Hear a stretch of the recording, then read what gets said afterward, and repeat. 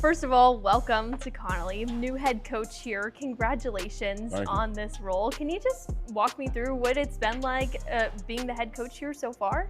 It's been fun. I know, like we were saying earlier, people make it seem like it's been a homecoming for me, but you know, I was coming back to some familiar faces. My AD, athletic director, Terry Garrick, he was my offensive coordinator when I was here as the receivers coach. Jill Bottenberg, she was my principal here when I was here the last stint. So it's just good coming back because it's a great community, great kids, great coaches, and just a great place to be. So, I mean, it was hard to turn this opportunity down to come back to Connally. You said everyone was saying, welcome home, welcome home. This isn't really home for you. You grew up in Crockett, Texas, graduated from high school there, but is there a little bit of Connally that feels like home to you? Yeah, no, most definite. Because Crockett and Connally is very similar. It's very similar. Both small towns, close-knit, everybody knows everybody.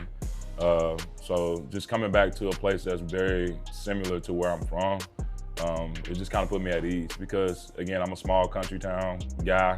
I'm not very into like the Metroplex type cities, even though I've worked in them.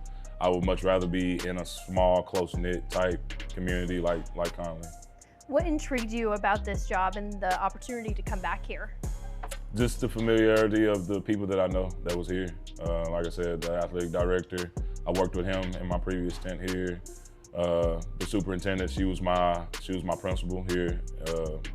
And then just the community. Like we had a great community, great support, great kids, and just facilities, even for a 4A, having some of the facilities that we have for 4A. It was just an opportunity that I just couldn't pass up. I prayed about it, and I was just kind of led to be able to come back here and just try to lead these kids in this program.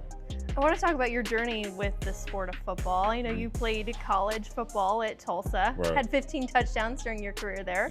Not too shabby, Coach. How did that experience help shape you into the player and the person that you've become today? It definitely made a major impact, and I would definitely say I give all the credit to the coaches that I was able to get coached by. A lot of those guys were still coaching, but that experience there, it just taught me a lot, you know, just through the game of football, being on the player side of it and now being on the coach's side of it. I really understand it now. It's a completely different aspect of the game, but it's still very similar. I still have those same characteristics that I learned throughout the game of just playing the game of football in the coaching shoes now. Like just that same competitive nature that I had when I was a player, that those coaches really just forced out of us. That the character, the discipline, the perseverance, being able to, you know, overcome adversity, those same characteristics that I learned throughout the course of my college career that those coaches really harped on. I still stand on those, you know, even being in the coach's shoes, and I still harp that to our kids because the biggest thing is, and what our coaches really emphasized was, everything that you're learning through the sport of football, you're gonna have to use through the rest of your life. You know, and that's kind of how I spend it to my kids. Everything like from the character and all the things that I just named, you're gonna have to still be able to, you know, show those characteristics throughout the rest of your life, even after the game of football. Yeah, took some of those characteristics with you to the professional level in the NFL, not something a lot of people get to experience. What was that journey like in the big leagues? It was a dream come true. I got baby pictures with me, you know, holding footballs. My grandma always called me her little football player. I always had broad shoulders. So I just kind of took that on, you know, from her calling me her little football player. I was like, I feel like I gotta be a football player, you know, but at the same time, I love the game too, at the same time. So I had that support from my family, and, you know, I just strive to be the best, you know, and like, and not just in the game of football, but just in life. Everything I try to be the best in. So if I play football, basketball, I want to try to be the best, and I want to try to reach the pinnacle of whatever I'm doing. So at that time, I was playing football, and I saw that it was an opportunity for me to be able to go to college and get my school paid for. And then I was like, hey, one day I was like, hey, I'm pretty good at this sport, so maybe I'll get an opportunity to play at the NFL.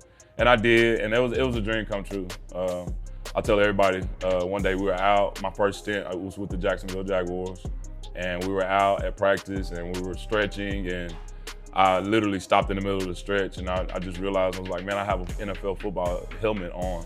You know, and it was just a dream come true. It was a dream come true, and I was blessed to have an opportunity to do it. I didn't do it that long, but I really and truly believe that God took me through that phase of my life to be able to bring that knowledge and that experience back to these kids and let them give them a heads up on what's to come. From that little age of holding a football in your hands as maybe even a baby to going on and playing in the NFL, I know after you finished up your NFL career, you took a little break from football for a couple of years. Was that the only time in your life where football hasn't been a part of you? Yes, football has been part of my life, all my life. That one stint, those couple of years that I got out, it was just, I don't want to say I went into depression. It was more so like I was upset with myself because I felt like I was just sitting back thinking, was there more that I could do to make that experience even longer than what it was? So I was just trying to find myself. And then, just being on full scholarship and getting your school paid for in college, you never really had to work, right? So like your job was football. So once that ended for me, I was trying to figure out, okay, what do I do now? Like I never really had to have a job. Every little job that I ever had was in high school. And, I was just working just to be in the work program so I can get out of school early. But so I never really had to work. And those 2 years, I found myself in the oil field, and it just wasn't for me. It just wasn't for me. And that football was still on me. And I ended up calling one of my high school coaches. And I was like, hey, coach, like I'm working right now. And I was like, it's not for me. And I want to get back around the game of football. And he told me what I needed to do as far as being able to get my certification and get certified to teach, and I did that. And one summer I was able to start coaching. I called him, and he had a couple of jobs lined up for me. And the good thing is I got an opportunity to coach with him, and he showed me the ropes, and that was 11 years ago. Wow. Yeah. Does it seem like it was that long ago? No, coaching years fly by. Coaching years fly by because football season, as you know, when the schools start, football season, that takes up all of your fall. And then, most of the time in the spring, I'm coaching track. And track is fun. And when you're coaching, you're having fun. You're not looking at the clock. You're not paying attention to the time. And then you look up and the year is over and you're going into the summer. And summer flies by, and then before you know it, you're strapping it up, getting ready for another season. And the years fly by, and you look back, and 10, 12 years have passed by, like it has for me. Those 11 years, it really seemed like it's only been 4 or 5. So was there a moment for you when you said, yeah, I got to get back to the game? Like you kind of put, maybe some of the sadness away that your NFL career didn't go as long as you would have hoped for, but was there a moment when you were working and you're like, I got to get back to football? Yeah, it came in phases. It came in phases. It was never to the point to where like I have to, but if the opportunity presented itself, I definitely probably would have taken that opportunity to see how it would have ended up for me. I still had a couple of teams reaching out. My agent stayed in contact with me, even though I let him know that, hey, I'm probably going to be done. He stayed in contact with me because, I always stayed in shape. I always continued to run. I always continued to work out. So I just made sure that, if I did get another opportunity, I was ready for it. But at the same time, that drive wasn't there anymore because my last stint was with the Chicago Bears, and after they cut me from the team, it really cut me deep, and I was just like kind of heartbroken and kind of torn in between, do I still pursue it? Do I? And at that time, I had a daughter, so and they were here in Texas, so I was like, do I continue to chase it, or do I stay here and take care of my kids? So I was torn in between the two, and it was more so like, if it happens, it happens, and if not, I can live with it. Yeah, to make that decision for your family, I'm sure they're grateful for it now, but it was probably a tough decision at the time. Right. How has being a girl dad kind of helped you navigate this role as the head coach now? It's been great. It's been great. I got two daughters now. I got one that's going to be here with me at the high school. She's going to be a freshman. My youngest, she's going to be in the 4th grade, and they're both, my princesses, and they're my why. And I tell all my kids, like every kid that's in the program, you have to have a why. And it's some days that we're tired and some days that we don't feel like doing particular things, but if you always go back to your why, I think that'll give you that drive to want to get up and do the things that you really don't feel like doing in the moment. So they're my why. They're my why. They're always here. They're field house girls. They're sports. They're in all sports. They play everything under the sun. And they're going to be here on the sidelines cheering us on these Friday nights on this upcoming season. Was it the moment you held them for the first time that you were like, yeah, this is my why, or when did that click for you that they were your purpose? It was when my firstborn, when she was born, and it just made me realize it wasn't about me anymore. It was bigger than me, and You know, I had more important things to focus on, which was that child. And my dad always, you know, he just kind of instilled that into me, just take care of your family. You know, so when I had my first daughter, it was just like, all right, it's not about me no more. It's not about, you know, how I feel in the moment. I just got to get up and go get it, because, you know, it was certain mornings that I would wake up, you know, and my daughter, she'll be sleeping in the other room and I don't feel like getting up. But again, I had to get up because I got to go get it for her. So it made it a little bit easier to push through. Now you've coached at places like Waco ISD, you've spent time in Houston area, even Arlington. I guess from those experiences, how have those opportunities helped you get here? The networking. When I left here, I went to Hightower, down south of Houston, and it was just a bigger network. You know, I was able to meet a lot of people, and I'm a networking guy. Like, I love, you know, just talking to people, getting to know people, exchanging contacts, because you just never know, you know. And once I left here and I started networking there in Houston, got an opportunity to go coach in Arlington, and you know, and I'm a big coaches clinic guy. Like, I always go to clinics, you know, obviously to learn about, you know, the new X's and O's and what people are doing different, but also to network, right? To talk to people, to get to know different people, and just, I honestly feel like I wouldn't be here if it wasn't for that, me pushing that networking aspect of the coaching side. So, and then my last former head coach, Coach Joseph Sam, he has a huge network also. So once I got on his staff and I learned what he's about, and he was about the same thing. He's all about networking. Like, he knows a lot of people. So I was intentional on making sure that, you know, whenever he was talking to, you know, his network or the guys that he knew that I didn't, I made sure that I was standing right there next to him, ready to shake their hand, exchange contacts, and make sure that I was intentional on making sure that I reached out to them. Because a lot of times you'll say, yeah, I'll call you, I'll give you a call. But I was really intentional on making sure that, like, hey, if I get your number, I'm gonna give you a call and make sure that we stay in contact. That's what it's been since then, and it definitely helped me catapult to where I am now. Because I got guys like Carlos Lynn and Anthony Chris, you know, in my back pocket that I can always call and lean on. And those guys will be able to make phone calls and different things like that to be able to help me out. So, having spent some time in this area, what is it about the talent here that makes it so special? Just the lineage here at Connally. I mean, you've always had great athletes here. Just like we were talking earlier, from the Kobe Blacks, the Jelani McDonald's, the Corey Blacks, and Javion Sundays, and the list goes on and on. Like, it's a great place.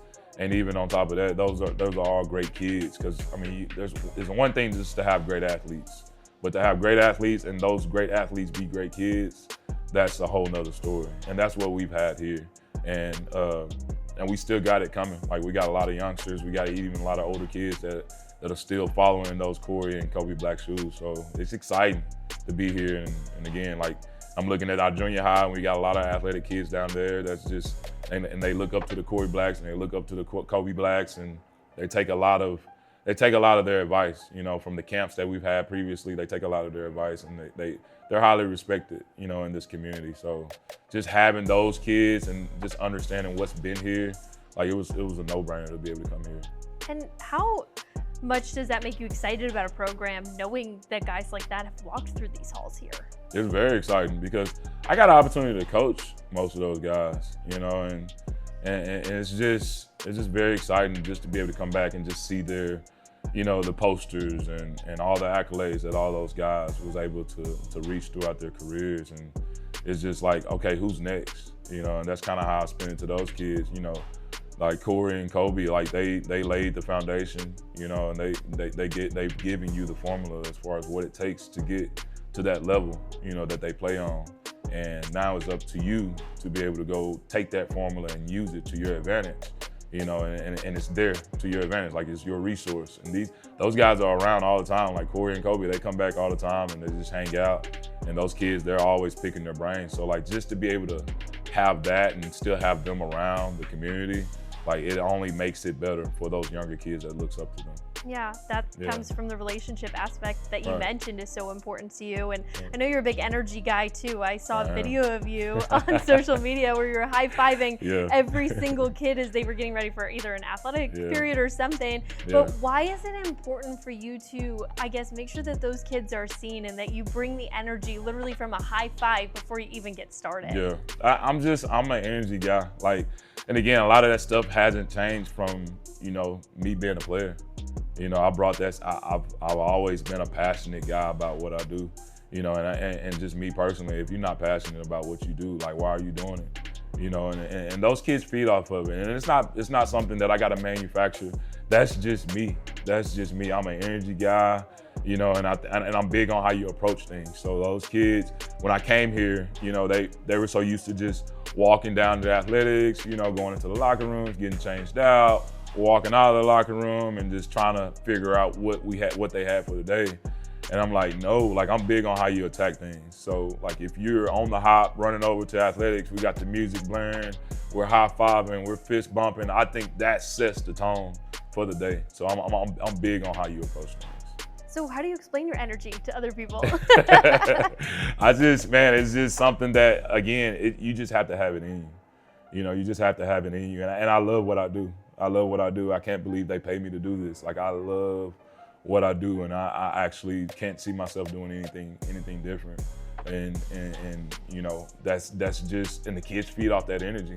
And I think that's the type of energy that you have to play this game with. You know, this is a passionate sport, and it's just something that I feel like you can't just be mellow in football. Like, and like, just them seeing me as the head coach and the leader of the program, if they see me with that energy, I think it's very highly effective, and I think it can be very contagious within the program, because that's what I want my program to look like. Yeah, let's talk about your program a little bit. What kind of culture are you hoping to build here? Yeah, so 2 things that we stand on. We stand on EAT, right? And we have it on our wristbands, and you know, we're gonna have it on some posters around here once I get to that. But EAT means effort, attitude, and toughness. All right, we're gonna have great effort in everything that we do. We're gonna have a great attitude in everything that we do, and then we're gonna be tough in everything that we do, mentally and physically. Okay, and then another way that I preach it, the toughness is spiritual, right? I believe in the 3D athlete, mentally strong, physically stronger than spiritually strong. You know, and I really believe that is the difference maker, because a lot of coaches don't preach that third one, the spiritual part of it. You know, in whichever fashion that may be for a kid. But I think that is important as far as being able to preach that, make sure that you're mentally strong, physically strong, and then whatever spiritually, however you are in that aspect, make sure that you're spiritually strong, you know, in that 3D aspect of it. And then we also stand on family, all right? Forget about me, I love you, all right? So it's about, you know, the team and not just me, right? And I preach that it's not a matter of how I'm feeling in that moment. I love you, which is the team. So I'm gonna get over how I feel and what I think about it, and I'm gonna focus on the team. That team aspect is going to be really important for these guys. I love all of those characteristics that you listed out. I'm excited to see how that implements into your program as well. For you, beyond the wins and losses, what do you want your players to take away from their time on the field here with you? I just want them to be successful when they leave here. And I think that's a true testament of how successful your program is. Like, if your kids are coming back, you know, 5-10 years later after they graduate, I think that's a true testament of the work that you have done as a coach. When they're successful at whatever they do, when they're great husbands, you know, when they're great fathers, you know, I think that is the gauge that you really have to really gauge and really see, you know, the fruits of your labor when it comes to kids coming through your program and they're leaving and then they're coming back, and it was like, okay, like, where are you at in life now? You know, where are you at in life now? Do you have a family? Are you taking care of your family, right? Are you successful, you know? And we got kids coming back and they're business owners, right? They're fathers and they're enjoying being a father, right? They're husbands. And I think that right there is better than wins and losses. Now, obviously, we like to win, right? We don't want to lose, we want to win. But at the same time, at the end of the day, like, my job is to make sure that when you leave here, you're going to be a great father, you're prepared, right? And you're ready to attack life, because life is hard, right? So, like, all the things, that's why I love the game of football. Like, you learn so many different things through the game of football that you can carry over into life. that's gonna be able to push you through so many things that, you know, that the typical person will probably be able to struggle with, you know. And the way I spin it, again, is, you know, you're gonna always have adversity in the game of sports and in life, but it's about how you respond, you know, not react. You know, my kids hear me say that all the time, like, do not react, we respond, you know. So you respond, and responding means, you know, not letting your emotions, you know, affect how you react to certain things. Like, it's responding, you're sitting there and you have a logical thought, you think about, you know, what you need to do in that moment, and you have a logical answer. So what excites you the most about this team? Man, like, they're fiery. They got the same energy as I do, you know, and I got to keep up with them. I got to keep up with them, man. And we just got a great bunch of kids, man. I'm blessed to be able to come into this situation, because these kids, man, they have a great foundation. Like Coach Terry Garrett, like, he's done a great job. Like, he's done great things here. And like, I'm just trying to pick it up and just trying to refine it and make it my own, and just try to make it even better than what it's been. But at the same time, these kids, they have a great foundation. We got great leaders. We got great young kids, so the future's bright. And then we got great kids that's gonna be able to play for us on Fridays this upcoming year. So it's just exciting to be able to come into this situation that I'm currently in. And then just being able to still have Coach Garrett, you know, in my back pocket that I can lean on, and still be able to get asked questions, because that was the deal. I told him, I was like, man, if you're gonna be around, I gotta lean on you. Like, I'm gonna ask you a lot of questions. And like, I'm not bashful, because if I don't know something, I'm gonna come ask you. You know, because I want it done the right way, you know, and I want to make sure that I'm doing the right things by these kids. And what should players and their families be excited about when it comes to this season, and what you guys are going to bring? We're going to bring energy. We're going to bring energy on the sideline. I want a lot of parent involvement. I want a lot of fan involvement, but we're going to bring energy. We're going to have fun. We're going to have fun. And I think we can lose sight of that also, because we're so focused on wins and losses.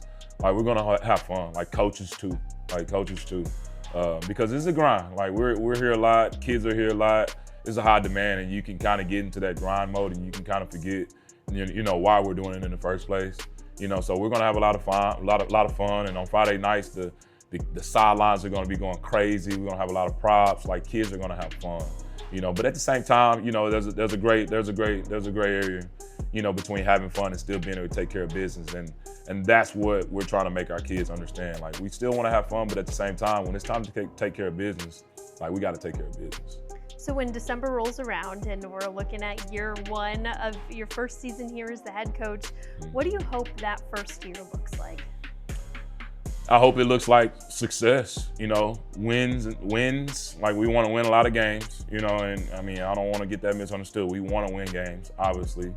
But my biggest thing, I want to send these seniors out the right way, because it could be hard with new leadership coming in, and you've had a particular type of leadership for the first 3 years of your high school, and you got a new face coming in, and he's changing some things up, and you're having to learn a new offense, you're having to learn a new defense, and I want those guys to be able to say, Coach Carter gave us the best opportunity possible to be successful, regardless of what the wins and losses look like.